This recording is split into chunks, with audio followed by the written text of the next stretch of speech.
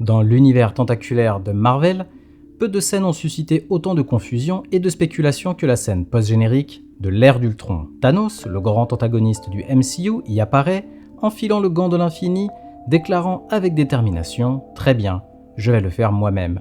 Ce simple moment nous a laissé perplexes pendant des années. Pourquoi Thanos fait-il cette déclaration après les événements de l'ère d'Ultron ?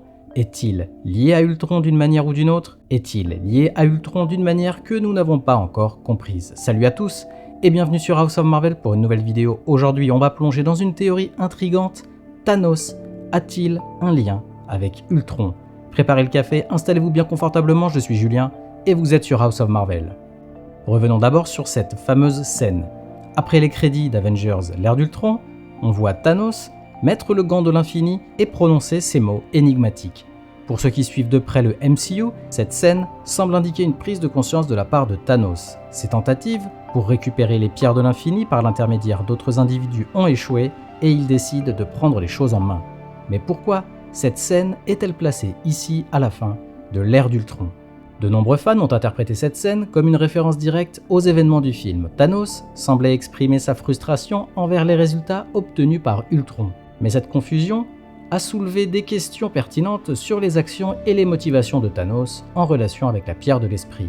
C'est ici que ma théorie devient vraiment intéressante. Supposons que Thanos ait eu une influence directe sur Ultron, non pas en envoyant le robot qui a été créé par Tony Stark et Bruce Banner, mais en utilisant la pierre de l'esprit pour manipuler les événements à distance. Dans ma théorie, Thanos aurait peut-être implanté une intelligence malveillante dans la pierre de l'esprit avant de la donner à Loki.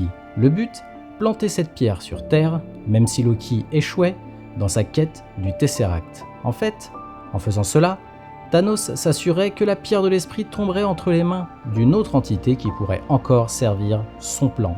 Ultron, en récupérant la pierre de l'esprit, aurait ainsi été influencé par cette intelligence malveillante, même inconsciemment.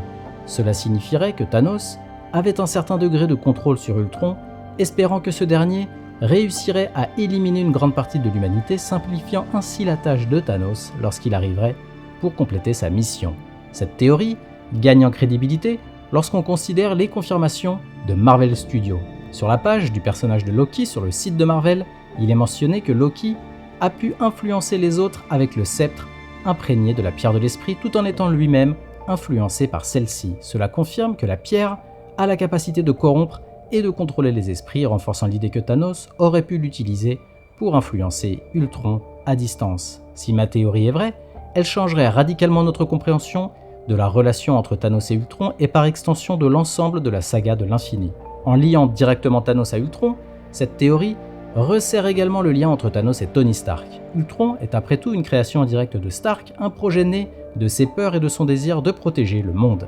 Si Thanos a influencé Ultron, cela signifie que Stark a été manipulé à son insu par le Titan fou, rendant son sacrifice final pour vaincre Thanos encore plus poignant. Stark, pensant lutter contre sa propre création, se bat en réalité contre une partie du plan de Thanos depuis le début. Thanos a précédemment recruté Loki et Ronan pour l'aider à récupérer les pierres de l'infini, mais tous deux ont échoué.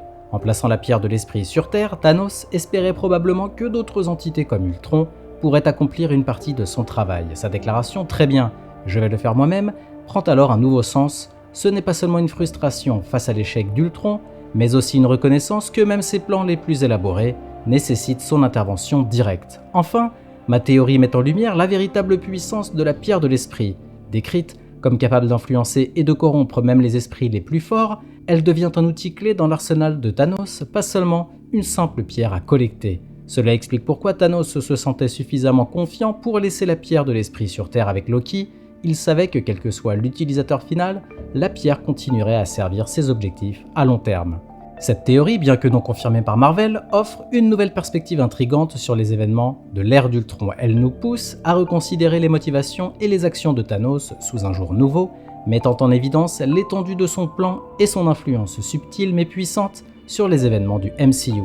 Comme souvent, dans cet univers, des scènes et des éléments narratifs passés continuent d'engendrer des discussions et des réinterprétations. Cette capacité à offrir des moments de réflexion, bien après leur première apparition, est l'une des forces clés de la franchise, permettant à nous les fans de revisiter et de redécouvrir des histoires sous de nouvelles lumières.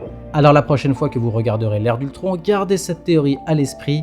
Peut-être que Thanos avec sa pierre de l'esprit tirait les ficelles depuis bien plus longtemps que nous ne le pensions. A vous de me donner votre avis maintenant, que pensez-vous de cette théorie? Faites-le moi savoir en commentaire et n'hésitez pas à me faire parvenir les vôtres, j'adore les lire et en débattre avec vous et comme d'habitude, merci d'avoir regardé cette vidéo, si elle vous a plu, merci de la liker et de me donner votre avis en commentaire. Aussi pour ne pas louper mes prochaines vidéos, abonnez-vous et activez les notifications. À la prochaine sur House of Marvel.